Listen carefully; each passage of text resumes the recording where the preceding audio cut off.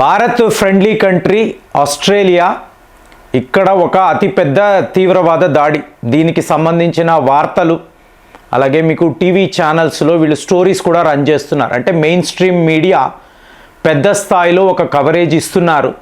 కానీ దీని వెనుక ఉండే నిజాలు చూశారు అనుకోండి మీకు, ఎందుకంటే ఆస్ట్రేలియా అన్నప్పుడు ఇక్కడ అమెరికా లాంటి గన్ కల్చర్ ఉండదండి. మీకు 1996లో టాస్మేనియా మ్యాసకర్ అంటారు. దాని తరువాత ఆస్ట్రేలియా ప్రభుత్వము తీసుకున్న చర్యలు చాలా గొప్పగా చెప్పుకుంటారు. ఎందుకంటే వీళ్ళందరూ కూడా ఆంగ్లో సాక్సన్స్, యూరోపియన్స్. మరి అమెరికాలో లాంటి పరిస్థితి ఆస్ట్రేలియాలో మీకు కనిపించదు. అలాంటిది బాండీ బీచ్, సిడ్నీలో ఉండే ఫేమస్ బాండీ బీచ్, ఇక్కడ హనూకా అనబడే ఫెస్టివల్ యూదులు సెలబ్రేట్ చేసుకునే ఒక అతి పెద్ద పండుగ. మీకు ఆస్ట్రేలియా అన్నప్పుడే మీకు యూదుల పాపులేషన్ చాలా తక్కువ.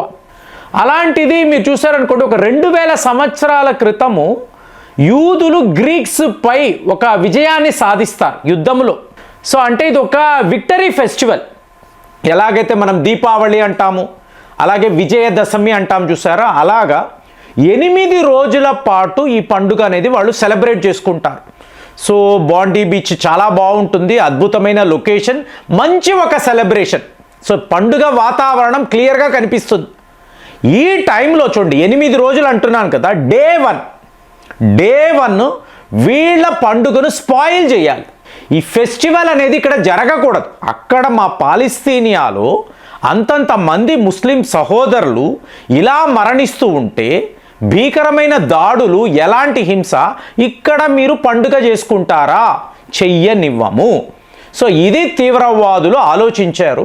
సో నేరుగా 2 తుపాకులు పట్టుకొచ్చారు. చెప్తున్నా కదా, ఆస్ట్రేలియాలో ఆర్మ్స్ రూల్స్ అనేవి చాలా స్ట్రిక్ట్ అండి. అమెరికాలో లాగా కాదు. అక్కడ ఎక్కడ పడితే అక్కడ విచక్షణారహితంగా కాల్పులు ఉంటాయి.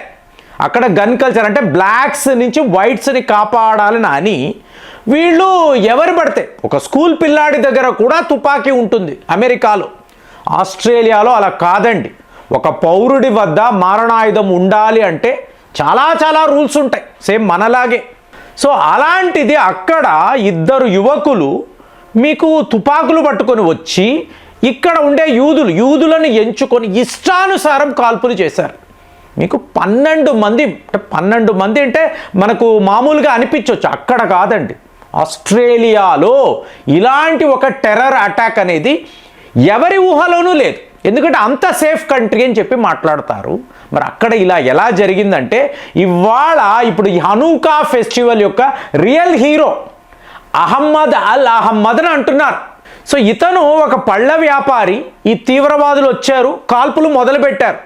వెంటనే ఒక తీవ్రవాది మీద మీకు విరుచుకుపడి దూకి అతన్ని ఆపడానికి ప్రయత్నాలు చేశాడు. పక్కన ఉన్న తీవ్రవాది ఇతని మీద కాల్పులు జరిపాడు. ఇవాళ ఈ వ్యక్తి, ఈ హీరో హాస్పిటల్లో ఉన్నాడు. కాబట్టి ఇక్కడ యూదులా ముస్లింలా అది కాదండి. నేను ఎప్పుడు చెప్పేది, తీవ్రవాదానికి మతము అనేది ఉండదు. మీకు మతము పేరుతో ఇవన్నీ చేస్తూ ఉంటారు, అంతే కదండి. మతం లేకపోతే అహ్మద్ అనబడే వ్యక్తి, అతనికి తెలియదా ఇలాంటి తీవ్రవాదము మీకు ఇలాగ ఇస్లాంలోనే ఉంటుంది? సో వాళ్ళు ఇలాగ మీకు ఫానటిక్స్ అయిపోయారు. వాళ్ళకు అసలు నిజాలు తెలియడం లేదు. ఎవరో ఎక్కడో కూర్చుని బ్రెయిన్ వాష్ చేసి వాళ్ళు అక్కడ సేఫ్గా ఉంటారు, మిమ్మల్ని బలి పశువులు చేస్తున్నారు.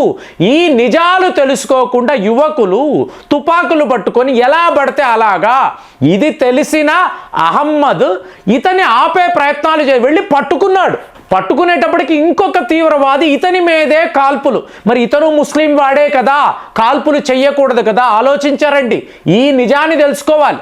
సో ఇప్పుడు ఏమైంది, మీకు ఆస్ట్రేలియాలో ఇంత పెద్ద మీకు టెర్రర్ అటాక్ అన్నప్పుడు మోసాదు వాళ్ళు ఏమంటున్నారు, గత సంవత్సరం నుంచి వాళ్ళని మేము వార్న్ చేస్తున్నాం, మా యూదుల పాపులేషన్ తక్కువే, ఇది ఒక జూయిష్ కమ్యూనిటీ మీద కాదు, ఆస్ట్రేలియా మీద. ఎందుకంటే ఇందులో ఒకడు నవీద్ అక్రమ్, ఇతన్ని మీరు చూసారనుకోండి, సెంట్రల్ క్వీన్స్లాండ్ యూనివర్సిటీలో చదువుకున్నాడు, ఆస్ట్రేలియాలోనే ఉన్నాడు. చూడండి ఫ్రెండ్స్, తీవ్రవాదులు ఎక్కడెక్కడ ఎలా ఉంటారు, ఎప్పుడు వీళ్ళు ఏం చేస్తారు ఊహించనే. ప్రస్తుత పరిస్థితుల్లో డాక్టర్ అన్నవాడు తీవ్రవాది అండి, ఇంకేం చెప్పాలి. అలాంటిది ఇతను హమ్దర్ద్ యూనివర్సిటీ ఎక్కడ ఇస్లామాబాద్లో చూడండి, పాకిస్తాన్ ఆర్మీ వాళ్ళ కంట్రోల్లో ఉండే ఒక యూనివర్సిటీ. ఇక్కడ ఇతను చదువుకున్నాడు అంటే మూలాలు మళ్ళీ పాకిస్తాన్, అంతే కదా. అందుకే మనకు మోదీ గారు అనండి, జయశంకర్ గారు ఇమీడియట్ అయిన విత్-ఇన్ అవర్స్ మన వైపు నుంచి పెద్ద పెద్ద ప్రకటనలు. ఇది జీరో టాలరెన్స్గా చూడాలి, తీవ్రవాదాన్ని అసలు ఒప్పుకోకూడదు, ఇవన్నీ మనం మాట్లాడుతున్నాం. ఏంటండి గొప్ప అంటే అది అమెరికా వాడు అనడు చూడండి. ఎందుకంటే చూస్తాడు, ఓహో ఈ తీవ్రవాదులు పాకిస్తాన్ నుంచి వచ్చారా, అయ్యో మన వాళ్ళు కదా, సో వీళ్ళని మనం నిందించకూడదు, ఆపేయాలి. అమెరికా వాడు ఇవన్నీ రాసుకొని ఒక స్క్రిప్ట్ తయారు చేసి తర్వాత మేము ఖండిస్తున్నాము, ఇది పాకిస్తాన్ తీవ్రవాదుల పన డౌట్గా ఉంది. వేరే వాళ్ళు కూడా అంటే ఇరాన్ వాళ్ళు కూడా ఇలా శత్రువు కదా, ఇరాన్ వాళ్ళే ఇలా ఒక స్టోరీ రాస్తాడు, ఒక అబద్ధాల స్టోరీ వాడు రాస్తాడు.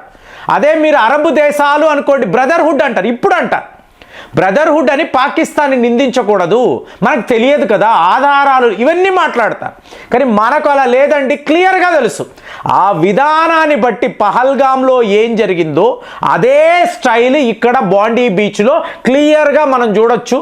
ఖచ్చితంగా ఇది పాకిస్తాన్ తీవ్రవాదుల పని. సో వీళ్ళే అంటే మీరు ఫ్రెండ్స్ ఎలా చూడాలంటే, ఒక సెంట్రల్ క్వీన్స్లాండ్ యూనివర్సిటీలో చదువుకున్న ఒక యువకుడు, ఇతనికి ఎవరండి ఇంతంత పెద్ద ఆయుధాలు, మిషన్ గన్లు ఎవరండి ఇస్తారు, ఎక్కడ నుంచి వచ్చింది, దీని యొక్క ఆరిజిన్ ఏంటి, హ్యాండిలర్స్ ఎవరు, ఎక్కడ ఉన్నారు వాళ్ళు, ఆస్ట్రేలియాలో ఉన్నారా లేదా ఇతను పాకిస్తాన్కి వెళ్ళాడా, మీరు మొత్తము చూడాలి కదా.